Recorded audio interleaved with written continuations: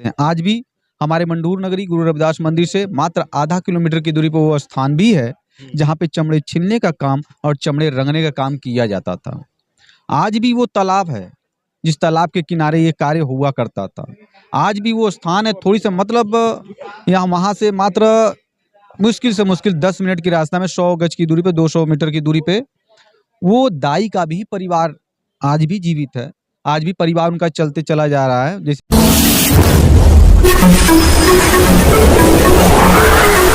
मैं एम नफीस रशीद, आप देख रहे हैं भारत न्यूज़ 247। लगातार दिखा रहा हूं संत रविदास की जयंती समापन समारोह का समारोह। और इसके अंदर जैसा कि आपने शुरू से लगातार देख रहे हैं कि भाई यहाँ पर जितने भी लोग जयंती के अंदर यानी कि अपनी अपनी झांकियाँ पेश करते हैं या जो सहयोग करते हैं उनको सम्मानित किया जा रहा है। और इसी मौके पर आना हुआ है संत रविदास के 21वें वंशज यानी कि प्रभु जी नाम है सर आपका, प्रभु जी का। और मैं भी सोच के थोड़ा सा ज़रा ये महसूस करने लगा कि क्यों ना बात की जाए। प्रभु जी स्वागत है एक तो भारत न्यूज़ 247 आपका। सर आप 21वें संत रविदास के यानी कि वंशज हैं।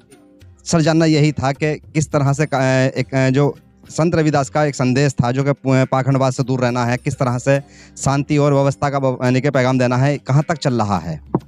ये कांसी बनारस में तो काफ़ी हद तक जो पाखंडवाद है उस पाखंडवाद से लोग काफ़ी हद तक छुटकारा प्राप्त कर चुके हैं। अभी भी हैं, ऐसा बात नहीं, लेकिन अब वो न के बराबर में हैं।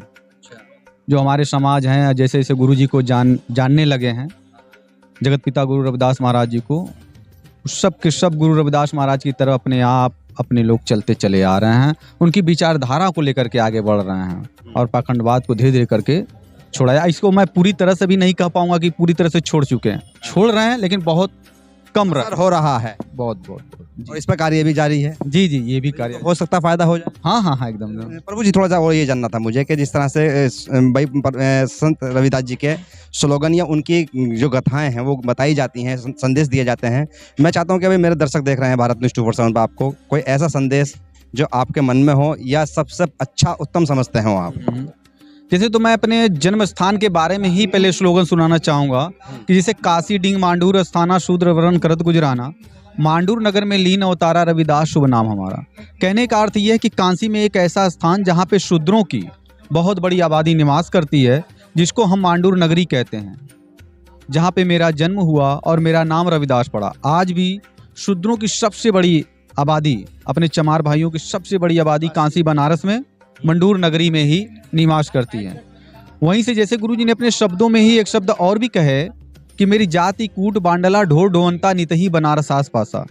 कहने का अर्थ यह है कि मेरी जाति के जितने लोग हैं मरे हुए पशुओं को ढोने का कार्य करते हैं, जो कि बनारस के आसपास निवास करते हैं। आज भी हमारे मंडूर नगरी गुरु रविदास मंदिर से मात्र आधा किलोमीटर की दूरी पर वो स्थान भी है जहाँ पे चमड़े छीलने का काम और चमड़े रंगने का काम किया जाता था। आज भी वो तालाब है जिस तालाब के किनारे ये कार्य हुआ करता था। आज भी वो स्थान है, थोड़ी सा मतलब यहाँ वहाँ से मात्र मुश्किल से मुश्किल 10 मिनट की रास्ता में 100 गज की दूरी पे 200 मीटर की दूरी पे वो दाई का भी परिवार आज भी जीवित है। आज भी परिवार उनका चलते चला जा रहा है। जैसे इस समय जो दाई के परिवार, जो धम्मो दाई, उनके परिवार के लोग, जैसे आज भी स्त्रियाँ, जो उनके परिवार की स्त्रियाँ आज भी बच्चे पैदा कराने का काम करती हैं, और उनके जो पुरुष वर्ग हैं गुरु रविदास मंदिर में गुरु रविदास महाराज की सेवा में लगे रहते हैं। आज भी आप मंडूर नगरी में जाएंगे तो आपको उनके दाई के भी परिवार के मिलेंगे और वहाँ मैं भी मिलूंगा आपसे। अच्छा, एक बात और जाननी थी मुझे, जैसे कि आप वंशज हैं तो सभी संत रविदास का जब नाम आता है तो वो बड़ा परिवार हो जाता है या जुड़ जाते हैं लोग। मेन जो वंशज हैं वो कितनी संख्या में होंगे? वहाँ जनसंख्या कम से कम 100 परिवार उनके ही होंगे। कम से कम वंशज में आप वंशज हैं? हाँ जी। वैसे बहुत बड़ी परिवार हो चुकी है अब।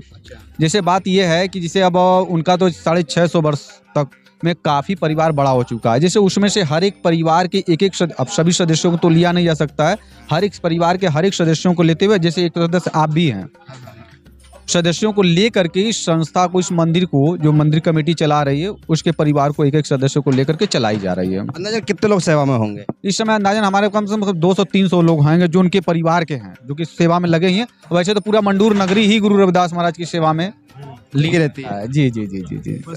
एक मेरा आखिरी सवाल आपसे यह है कि जैसे कि सेवा हो रही है, और अलग अलग जगह से जिम्मेदारी निभाई जा रही है, फिर भी जानना यही रहता है कि भाई जो जानने वाले हैं वो जान लें कि कोई पुस्तक के माध्यम से या किसी तरह का, जैसे अन्य लोग भी प्रचार करते हैं, तो संत रविदास जी की जो एक तरह से मुहिम चलनी चाहिए थी, वो कितनी चल रही है और किस किस अंदाज में चल रही है?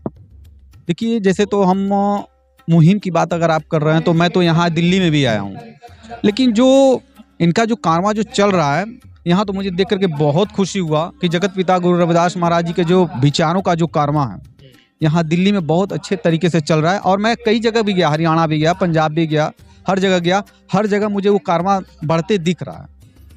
अब वो समय दूर नहीं कि जब हमारे लोग अपने जगत पिता गुरु रविदास महाराज को जाने या उनके रास्ते पर चले। बहुत अब कम समय रह गया है उनको चलने में, और हमें पूरा उम्मीद है कि गुरु रविदास महाराज के विचारों को लगभग जन जन तक, लगभग सबके घर तक पहुंच चुकी है ये बात, और ये आने वाले समय में बहुत ही अच्छा रिस्पांस आपको दिखने को मिलेगी, आपको स्वयं दिखने को मिलेगी। ये बात करने के लिए तो एक सज्जन साहब और भी हैं जो कि मैं सुन रहा था मंच से इनकी तारीफ और कि 60 लाख रुपए एक नंबर का देकर संत रविदास मंदिर की यानी कि आपने स्थापना करवाई और जमीन दी, दान दी।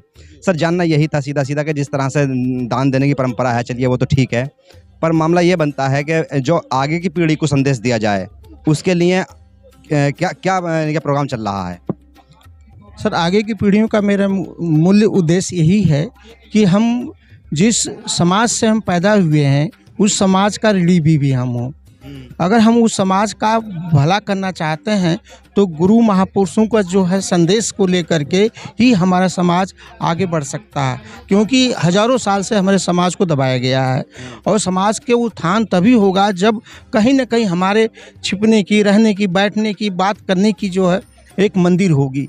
बिना मंदिर के, बिना स्थान के हम कहीं सर्वाइव नहीं हो पाएंगे। इसीलिए हम लोग का, हमारा, मैं नौकरी में रहते हुए मेरा यही उद्देश्य रहता है कि नौकरी में रहकर जितना हम गुरु जी की सेवा कर सकता हूँ, गुरु जी के प्रचार प्रसार कर सकता हूँ, गुरु जी के माने बहुत दूर दूर से, देश विदेश से लोग आते हैं, वहाँ रहने की समस्या बहुत ज़्यादा होती है, जगह बहुत सकरा है। तो हमारा उद्देश्य यही है कि हम मिल करके, जो हम एक इंजीनियर्स का ग्रुप बना रखे हैं, उस ग्रुप के माध्यम से हम चाहते हैं कि वहाँ का विकास, डेवलपमेंट हम करवाएँ लोगों के व्हाइट मनी से। सर, एक जानकारी और लेना चाह रहा था कि जैसे कि ये जो संस्था है जो यानी कि एक तरह से जयंती निकलवाती है और इसके ब्लॉक की जो अध्यक्ष हैं, ये इन्हों की एक मांग है कि किसी तरह से भी यानी कि अगर जो आने वाली जयंती यानी कि जब बनाई जाए, 600वीं जयंती शायद बोल रहे हैं सर, ऐसी 647वीं जयंती ये तो बनी है, अब आगे जो जयंती संपूर्ण तरीके से बनाई जाए तो वो यानी कि सरकारी खर्चे में बनाई जाए, इसके लिए कहाँ तक सहमत हैं आप? सरकारी खर्चे से संभवतः हमारे यूपी गवर्नमेंट थोड़े बहुत जो जहाँ माने उनका प्रचार प्रसार के लिए वहाँ पर संसाधन तो उपलब्ध कराती हैं, वहाँ पे टेंट वगैरह लगवाती हैं, वहाँ पे व्यवस्थाएं देती हैं, जो भी जाती प्रशासन का वहाँ सहयोग होता है। झांकियाँ हमारे बनारस में बहुत सारे निकलती हैं, बहुत ज़्यादा निकलती हैं, हर मोहल्ले से निकलती हैं और बनारस के हर ब्लॉक से आती हैं झांकियाँ। तो यहाँ पर माने गुलाटी जो काम कर रहे हैं, ये इनका तो अद्वितीय काम है यहाँ पर दिल्ली में, जो इनके द्वारा जो किया जा रहा है वो पूरे देश में किया जा रहा है और प्रचार प्रसार के लिए इन्होंने बहुत ज़्यादा काम किया है। इनके मैं बहुत साधुवाद देता हूँ। शुक्रिया बात करने के लिए। तो कुल मिला के ऐसे ऐसे विद्वान लोग हैं जो कि वाकई में संदेश को आगे बढ़ा रहे हैं संत रविदास के, और बाबा भीमराव अम्बेडकर का नाम लेना यहाँ ज़रूरी हो जाता है, क्योंकि संत रविदास के नक्श कदम यानी कि उनके जी बताना था मुझे, बस थोड़ा ये बताइए। हाँ, हमारे जो भक्ति आंदोलन काल आया, भक्ति आंदोलन काल जो है ना, पहला तो हमारा 3 पीढ़ियाँ पहले तो हमारे गौतम बुद्ध जी थे। गौतम बुद्ध का ही संदेश ले करके आगे बढ़े हमारे। दूसरा आया भक्ति कालीन। भक्ति कालीन में हमारे जैसे गुरु रविदास जी हुए, संत कबीरदास जी हुए और गुरु नानक जी हुए। इन्होंने समाज में बुराइयां जितनी थी, जो इनके सताए जाते थे लोग, उनको उनके विरोध में एक सद्गुण के रूप में लोगों को आगे बढ़ाने के लिए, ज्ञान से जो हमारे शिक्षित नहीं थे उनको आगे बढ़ाने के लिए उन्होंने कार्य किया, जो संदेश दिया। और उसी के चरणों करों पर ज्योतिबा फुले जी है, ज्योतिबा फुले जी जो है, उन्होंने उनकी वाइफ मानी सावित्रीबाई फुले जी, उन्होंने शिक्षा का ज्योति जलाया। तो सबसे महात्मा हमारे ज्योतिबा फुले जी हुए और सावित्री एक साथ रही। और उसी को बाबा साहब ने, उनके आखिरी तीसरी कारवां बाबा साहब ने उठाया, जो बाबा साहब का मेन उद्देश्य, बाबा साहब के गुरु कानून बना दिया। उसी को कानून बना दिया। जो वो लोग संदेश दे के गए थे उसी को इन्होंने कानून के रूप में ला दिया, जो सबको वोट का अधिकार दिया, सबको समानता का अधिकार दिया। तो आधुनिक भारत के माने बाबा साहब ने जो काम किया वो सभी पिछले हमारे हजारों साल से चली आई परंपराओं को तोड़ दिया। और वो जो मौखिक कहते थे गुरु लोग और धर्मगुरु लोग, उसको रिटर्न में ला के दे दिया, जो हमारे समाज के लिए वो वरदान सिद्ध हुआ। हमारा समाज और तरक्की करता जाएगा। अब बाबा साहब हमेशा अमर रहेंगे। चलिए, तो कुल मिलाकर मैं यही कह रहा था कि बाबा भीमराव अम्बेडकर को नहीं छोड़ सकते हैं, क्योंकि जिस तरह से संत रविदास हों या ज्योतिबा फूले हों या माँ फातिमा शेख हों या जो भी सावित्रीबाई फूले हों, जिसने भी यानी कि समानता की बात की, उस सबको बाबा भीमराव अम्बेडकर ने एक पुस्तक संविधान यानी कि कानून में तब्दील कर दिया। और जो पिछड़े थे, दलित थे, उनको एक अधिकार दिया कि अब आपको पाखंडवाद से दूर रहना है और कानून की भाषा बोलनी है। और आज ये हो भी रहा है, बढ़ रहा है कारवां। अब देखना यह है कि यूथ इसमें कितना आगे बढ़ता है और बहुजन को आगे लाता है, साथ ही साथ समानता के अधिकार को मानते हुए सबको एक साथ लेकर चलता है। मैं एम नफीस रशीद, आप देख रहे थे भारत न्यूज़ 247।